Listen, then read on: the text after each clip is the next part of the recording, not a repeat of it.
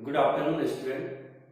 आज हम class 11th subject account chapter 5 journal पढ़ेंगे। ठीक है, जर्नल के प्रैक्टिकल करेंगे। मैंने आपको इसके पहले वाले वीडियो में जो जर्नल के प्रैक्टिकल के जो रूल्स हैं वो मैंने आपको बताए थे, है ना।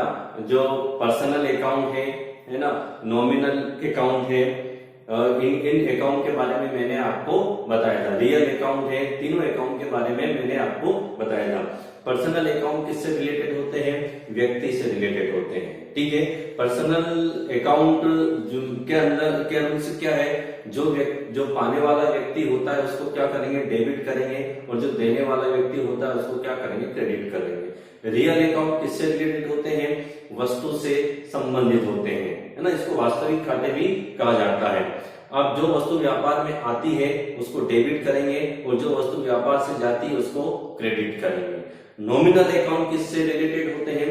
नॉमिनल अकाउंट जो रिलेटेड होते हैं वो इनकम, एक्सपेंसेस, गेन, प्रॉफिट, इनसे रिलेटेड होते हैं। तो जो इसके रूल्स क्या है? नॉमिनल अकाउंट के रूल्स क्या है? नॉमिनल अकाउंट के रूल्स है कि जो एक्सपेंसेस होते हैं, जो लॉसेस होती है, वो उनको क्या करना है? डेबिट करना है। जितने भी एक्सपेंसेस होंगे वो डेबिट होंगे, और इनकम जो होगी वो क्या होगी? क्रेडिट होगी। ठीक है, एक में इसके अंदर एक पॉइंट हमेशा याद रखना कि ट्रांजैक्शन कैश है या क्रेडिट है, नगद है या उधार है, इसकी इंफॉर्मेशन आपको कैसे मिलेगी, है ना। यदि वो कैश ट्रांजैक्शन बोल रहा है तो उसको हम कैश मान लेंगे, और यदि वो क्रेडिट ट्रांजैक्शन बोल रहा है तो क्रेडिट मान लेंगे। ठीक है, उसने जो बोला वो तो हम मान ही लेंगे। कैश बोला तो कैश मान लेंगे, क्रेडिट बोला तो क्रेडिट मान लेंगे। लेकिन यदि किसी व्यक्ति का नाम दिया है, किसी पर्सन का नाम उसके अंदर है, राम, श्याम, मोहन, गोपाल, जो भी है, यदि किसी व्यक्ति या फर्म या किसी कंपनी का नाम दिया है, और उसके बाद भी यदि वो ट्रांजैक्शन कैश है या क्रेडिट है, इसके बारे में कोई इंफॉर्मेशन नहीं है, तो उस ट्रांजैक्शन को हम क्रेडिट ट्रांजैक्शन मानेंगे, उधार ट्रांजैक्शन मानेंगे। जैसे कि राम से माल खरीदा, है ना, तो इस प्रकार का ट्रांजैक्शन क्या रहेगा? क्रेडिट ट्रांजैक्शन रहेगा। और यदि उसके अंदर ये बोल दिया गया है कि राम से नगद माल खरीदा, तो फिर नगद मानेंगे। और यदि राम से माल खरीदा है और नगद, उसके बाद ये नहीं बोला गया है कि नगद है कि उधार है, तो फिर उसको हम उधार मानेंगे। ठीक है, और यदि व्यक्ति का नाम भी नहीं है, तीसरी बात यह है, यदि ट्रांजैक्शन के अंदर व्यक्ति का नाम भी नहीं है, और नगद और कैश और क्रेडिट के बारे में भी कोई इंफॉर्मेशन नहीं है कि वो ट्रांजैक्शन कैश है या क्रेडिट है, तो फिर उस ट्रांजैक्शन को कैश ट्रांजैक्शन माना जाएगा। ठीक है, इसके अंदर ट्रांजैक्शन के अंदर तीन बातें याद रखना।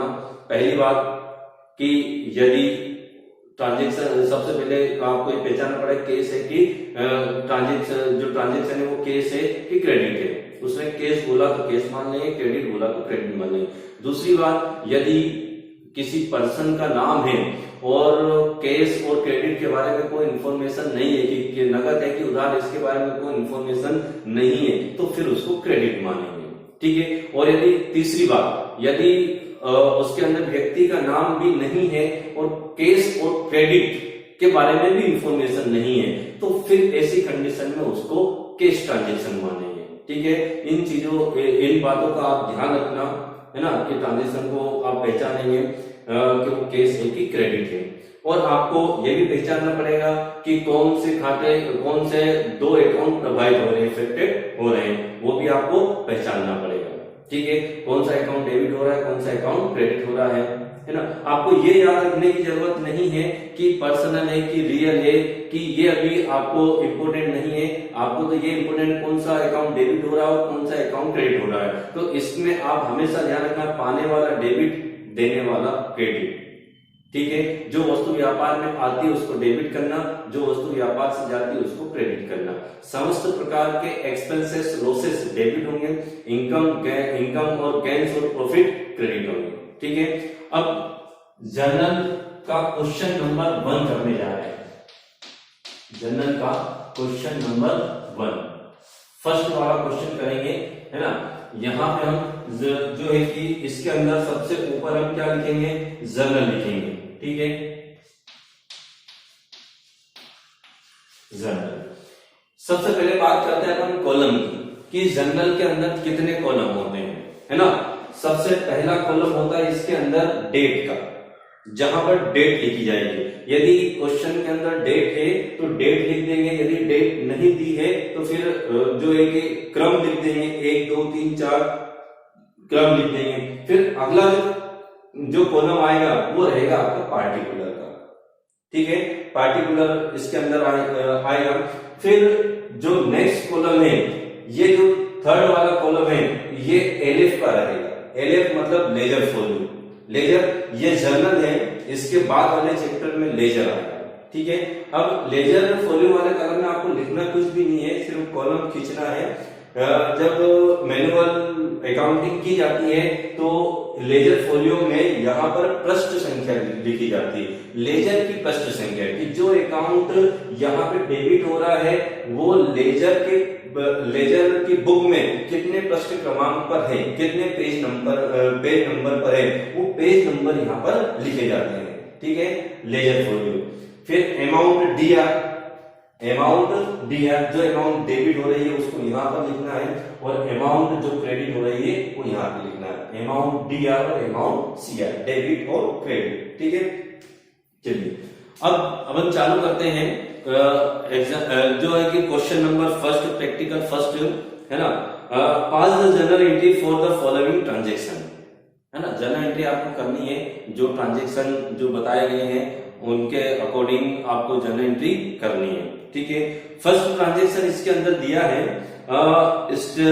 स्टार्टेड बिजनेस विथ केस,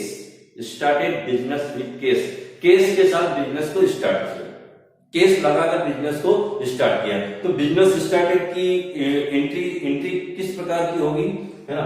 अब इसके अंदर डेट वगैरह नहीं दी है तो हम फर्स्ट सेकंड भी डाल सकते हैं, यहाँ फर्स्ट एंट्री डालेंगे, ठीक है। Business started with case, case के साथ क्या हो रहा है, बिजनेस स्टार्ट हो रहा है, तो इसकी एंट्री क्या हो जाएगी, cash account DR, cash account या डीआर टू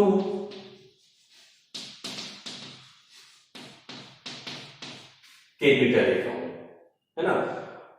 और नरेशन आ जाएगी, इसकी नरेशन में लिखना है, इसकी जो नरेशन आ जाएगी, business started with case, business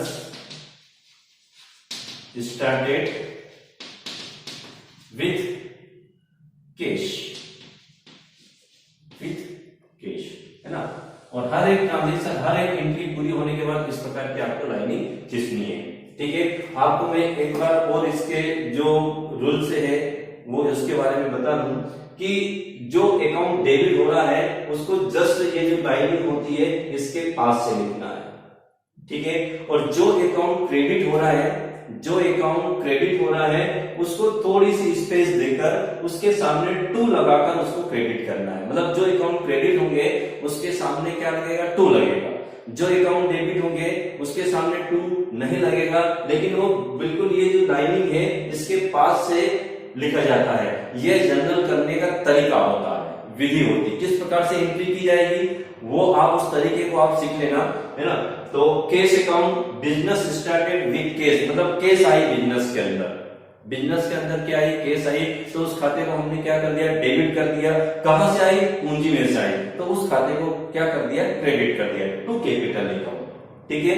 हमेशा बिजनेस स्टार्टेड जब किया जाता है तो कैपिटल अकाउंट हमेशा ही क्रेडिट होती है ना, क्योंकि एक प्रकार से लायबिलिटीज भी होती है बिजनेस के लिए लायबिलिटीज होती है, इसलिए इसको क्रेडिट भी किया जाता है, ठीक है।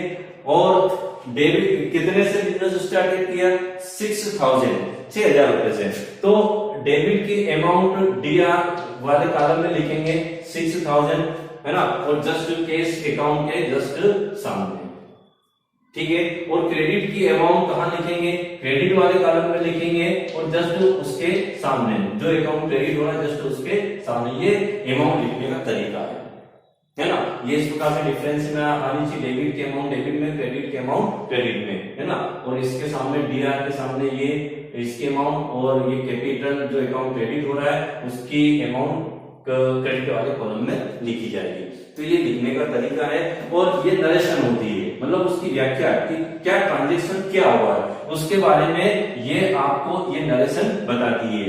Business started with cash, business को क्या किया, स्टार्टेड किया है, तो cash account to capital account.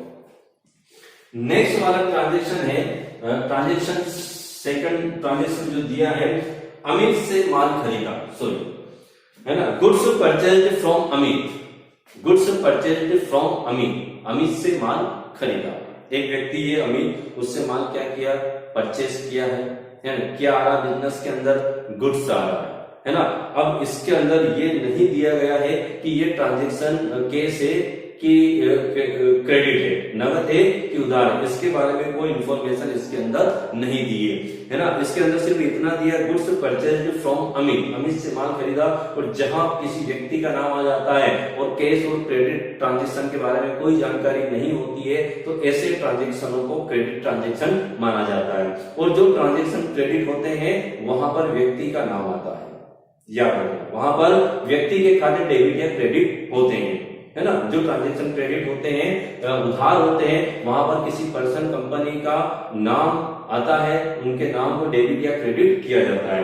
अब यहाँ पर गुड्स परचेज्ड किया है, क्या आ रहा है बिजनेस के अंदर, क्या है, गुड्स आ रहा है ना, क्या है, गुड्स आ रहा है, तो गुड्स अकाउंट, गुड्स अकाउंट दिया है ना।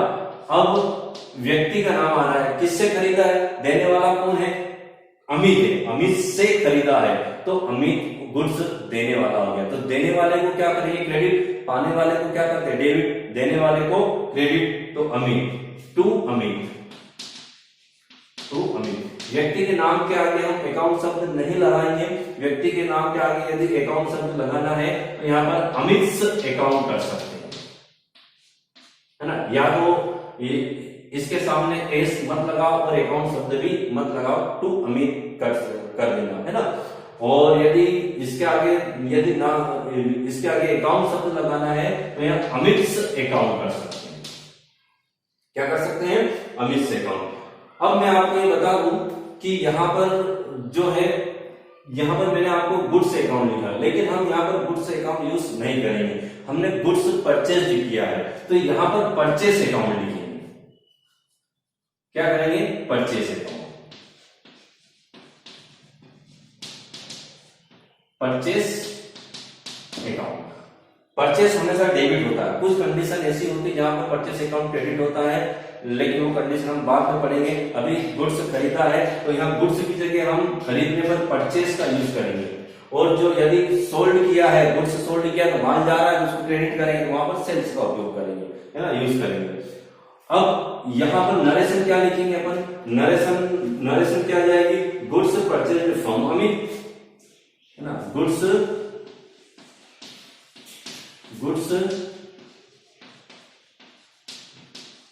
परचेज्ड फ्रॉम अमित, ये इसकी क्या आ जाएगी, नरेशन आ जाएगी। अमाउंट कितनी है इसकी, अमाउंट है 2000, तो यहां पे क्या लिखेंगे अपन, 2000 डेबिट, परचेस के आगे 2000 लिख देंगे, और जो टू अमित करके लिखा जो क्रेडिट जो अकाउंट हुआ उसके सामने क्या लिख देंगे, 2000, ठीक है। नेक्स्ट है थर्ड वाला है deposit into the bank, deposit into the bank, है ना।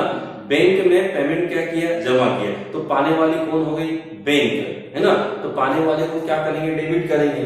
क्या गया आपके पास से, कैश गया, गया बैंक में, गया क्या, कैश गया, है ना। पेमेंट गया, पेमेंट जमा किया आपने बैंक में, तो क्या गया, कैश गया, किसके पास गया, बैंक में, तो बैंक क्या हो गई, पाने वाली हो गई, तो बैंक अकाउंट, इसकी एंट्री क्या हो जाएगी, bank account DR, bank account DR to cash account, और नरेशन क्या आ जाएगी, कैश डिपॉजिट इनटू बैंक, या डिपॉजिट इनटू बैंक भी कर सकते हैं, कैश डिपॉजिट इनटू बैंक कर सकते हैं, कैश डिपॉजिटेड इनटू बैंक, ठीक है। कितना पेमेंट जमा किया 4000 पेमेंट जमा किया। तो यहाँ पे अपन क्या लिख देंगे 4000। यहाँ पे डेबिट जो अकाउंट हो रहा है उसके सामने 4000, जो अकाउंट क्रेडिट हो रहा है उसके सामने 4000। जो अकाउंट डेबिट होता है उसको जस्ट इस लाइनिंग के पास से लिखना है, और जो अकाउंट क्रेडिट हो रहा है उसको थोड़ा सा स्पेस देकर उसके सामने 2 का प्रयोग करके लिखना है ना। अब थर्ड वाला जो ट्रांजेक्शन है वो क्या था, deposit into the bank, bank में जमा किया। तो पाने वाली कौन हो गई, बैंक, है ना। और अपने पास से क्या गया, कैश गया, तो बैंक अकाउंट दिया टू कैश। तो ये 2 अकाउंट इफेक्टेड हो रहे हैं, ठीक है। नेक्स्ट पॉइंट है, नेक्स्ट ट्रांजेक्शन जो है, फोर्थ वाला जो ट्रांजेक्शन है, परचेज्ड फर्नीचर।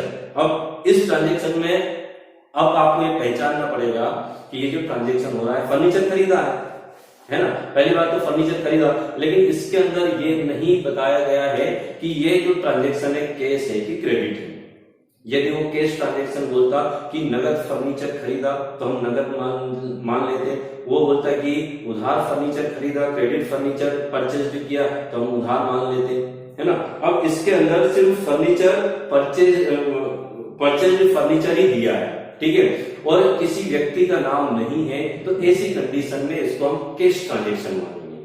ऐसी कंडीशन में इसको कौन सा ट्रांजेक्शन माना जाएगा, कैश ट्रांजेक्शन। और इसी ट्रांजेक्शन में यदि किसी व्यक्ति का नाम आ जाता कि जैसे कि श्याम से फर्नीचर खरीदा, तो ये ट्रांजेक्शन उधार हो जाता और श्याम अकाउंट जो क्या हो जाता, क्रेडिट हो जाता, क्योंकि देने वाला श्याम हो जाता।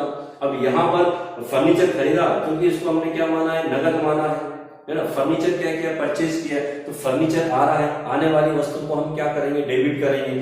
क्या जा रहा है, हमने पेमेंट दिया, कैश गया हमारे पास से, तो कैश अकाउंट को क्या कर देंगे, क्रेडिट कर देंगे। आने वाली वस्तु डेबिट, जाने वाली वस्तु क्रेडिट, ठीक है। तो क्या आ रहा है हमारे पास, फर्नीचर। अब मैं आपको बता दूं, आप ये सोचेंगे कि इसमें क्या परचेज अकाउंट यूज होगा, नहीं। परचेज अकाउंट गुड्स खरीदने पर ही यूज होता है, माल खरीदने पर ही उसको यूज करते हैं। यदि कोई असेट्स, फर्नीचर, बिल्डिंग, मशीनरी यदि परचेज की जाती है तो फिर वो असेट्स, वो वस्तु मानी जाएगी और वस्तु को डेबिट किया जाएगा, ठीक है। फर्नीचर खरीदा तो यहां पर कौन सा अकाउंट डेबिट होगा, फर्नीचर अकाउंट डेबिट होगा। फर्नीचर क्योंकि फर्नीचर आ रहा है, फर्नीचर अकाउंट दिया,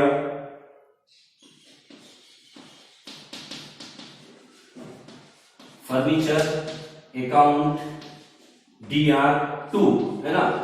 फर्नीचर खरीदा है, अब यदि केस खरीदा है तो केस अकाउंट आ जाएगा, और यदि किसी व्यक्ति से उधार खरीदा है तो उस व्यक्ति का नाम आ जाएगा, ठीक है। तो यहाँ पर हमने केस खरीदा है, अभी ये जो ट्रांजेक्शन है केस है, तो 2 केस गया हमारे पास से, फर्नीचर आया और केस गया, आने वाली वस्तु को डेबिट किया, जाने वाली वस्तु को क्रेडिट किया, ठीक है। नरेशन क्या आ जाएगी, फर्नीचर परचेज्ड ऑन क्रेडिट कर सकते हैं इसको, ठीक है।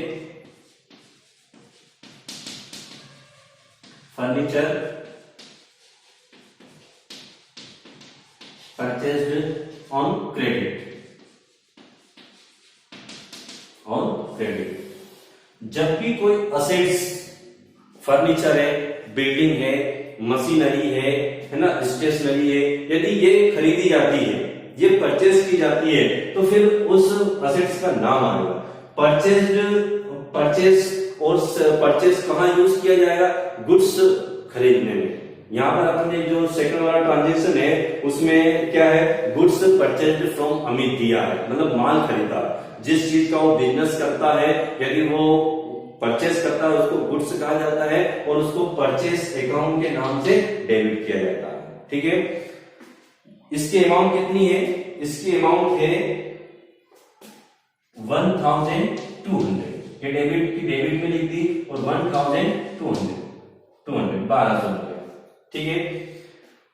उसके बाद फिफ्थ वाला जो ट्रांजेक्शन है, फिफ्थ वाले ट्रांजेक्शन को आप समझना, फिफ्थ वाला transaction goods sold for cash. अब यहां पर देखो नगद बोल दिया उसने, गुड्स सोल्ड फॉर कैश, मतलब अब कैश ही मानेंगे, सोल्ड किया, माल क्या किया है, सोल्ड किया है। अब जब कोई माल बेचता है, व्यापारी जब कोई माल बेचता है तो उसके पास कैश आती है, तो कैश अकाउंट डेबिट होगा। क्या किया है, सोल्ड किया है, तो सेल्स अकाउंट क्या हो जाएगा, क्रेडिट हो जाएगा। अब दो अकाउंट पहचानना बहुत जरूरी है कि कौन कौन से दो अकाउंट इफेक्टेड हो रहे हैं। एक तो जो है ट्रांजेक्शन क्या है, goods sold for cash, cash जो माल है वो क्या किया है, सोल्ड किया। तो क्या जा रहा है आपके पास से, माल जा रहा है, क्या आ रहा है आपके पास, कैश आ रहा है। तो कैश अकाउंट, कैश आ रहा है तो ठीक है, कैश आ रहा है तो ये तो हो जाएगा डेबिट, है ना। कैश अकाउंट दिया क्योंकि कैश आ रहा है, सोल्ड किया है तो कैश आ रहा है। कैश अकाउंट, कैश अकाउंट दिया, कैश अकाउंट दिया, क्या जा रहा है, टू गुड्स, गुड्स जा रहा है। तो हमेशा याद रखना, यदि सोल्ड किया है तो वहां पर सेल्स अकाउंट क्रेडिट करना, और सेल्स अकाउंट हमेशा ही क्रेडिट होगा, ये कभी भी डेबिट नहीं हो सकता है। सेल्स अकाउंट हमेशा ही क्रेडिट, क्योंकि सेल्स करेंगे तो क्या आएगा, कैश आएगा, है ना। तो सेल्स अकाउंट यहां पर क्या आ जाएगा, sales account, sales account, narration आ जाएगी goods sold for cash, goods sold for cash, ठीक है। अब ये ट्रांजेक्शन यहाँ पे कंप्लीट हो गया है। यहां से यहाँ पे लंबी लाइन खींच देंगे। अमाउंट कितनी है इस ट्रांजेक्शन की, 1800, 1800, ठीक है। डेबिट के अमाउंट कैश के सामने 1800 रुपये लिख दी, सेल्स अकाउंट के सामने 1800 रुपये लिख दी, है ना। तो ये इसका करने का तरीका है। अब दोनों कॉलम अमाउंट डी आर और अमाउंट सी आर, दोनों का हम क्या कर लेंगे, टोटल कर लेंगे। कितना टोटल आ रहा है, 15,000, इसका टोटल करेंगे तो 15,000 रुपए क्या आएगा, इसका टोटल 15,000 रुपए इसका टोटल आएगा। और एक यहाँ पर एक लंबी लाइन खींच के जो अमाउंट होगी उसके नीचे हम दो डबल लाइन खींचेंगे, है ना, ये रूल्स है, दो डबल लाइन खींचेंगे और दोनों साइड पे जो टोटल है वो क्या आना चाहिए, सेम आना चाहिए। तो ये इस प्रकार से जनरल के सवाल होते हैं।